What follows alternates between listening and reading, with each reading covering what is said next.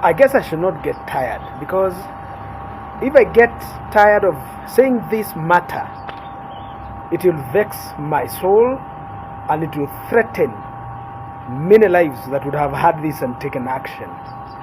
Ladies and gentlemen, do you know that the access to higher education has been limited and badly violated by this government? Are you aware?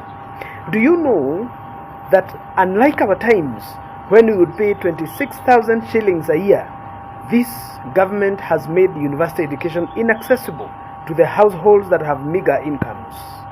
Your child will now need 70,000 a semester to access university education. 70. I didn't say 7. I said 70,000. The university education that has been a bastion for liberation of both the socio-economic, cultural and political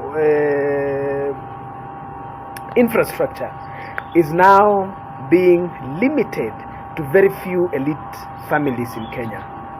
That our children can no longer benefit from what has been a progressive subsidy to education up to near zeroing in has now been reversed by Kenya Kwisha government.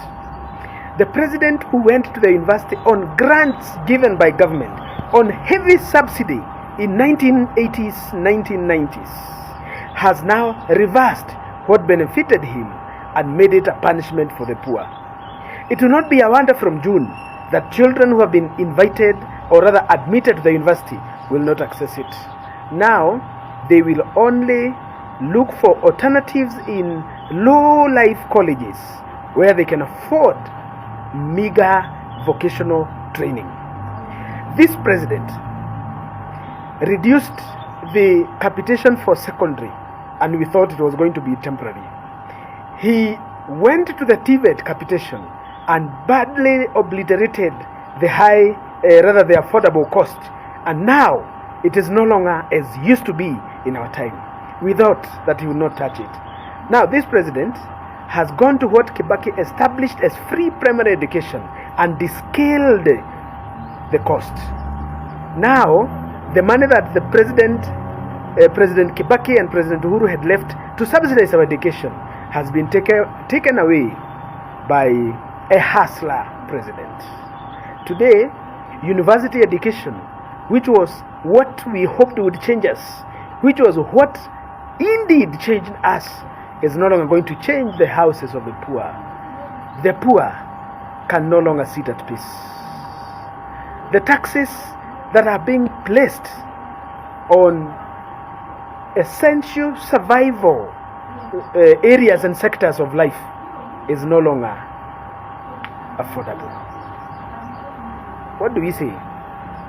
Maybe when I started speaking about this a year back, when I condemned in total the Munavu-led report of a new model of funding in the university, many people said, what, Zack? The president will now pay fully for the poor, the vulnerable, the most vulnerable, the extremely vulnerable, the vulnerable. Now, there is nothing like that. The difference between universities in Kenya today is no longer public-private. Now the difference is the same. We shall be paying the same for our children. The ripple effect for this is that we may not know this now, but in the days ahead, in the poor and in the damn days ahead, we shall not be able to afford education for our people. And you know what? When the MPs that we send to parliament are sitting pretty and discussing things in their leisure in mien within parliament, they don't know that the bursary they give their children, 2,000, 5,000, 8,000, will not be necessary at all, will not be of any use, will not be any need when a child cannot pay 140,000 a year and you are giving them 8,000 a year. It will be a joke of the century, and it will bring disparity, inequity that we never anticipated would happen in my time. Cry, my beloved nation. Cry, my beloved nation. I told you to start organizing how to remove this government from power. Get Gachagua out, get Ruto out, get Kenya Kwanza government out through the ballot in the coming election. Are you asking who is coming in? Yes is a good answer. The candidate is in the making. and you shall know them. I don't know, but the candidate is coming so that we can liberate our nation from draconian, insensitive, visionless, and rudderless government that doesn't feel for the poor. The day is coming and the freedom shall arrive. Remember this day.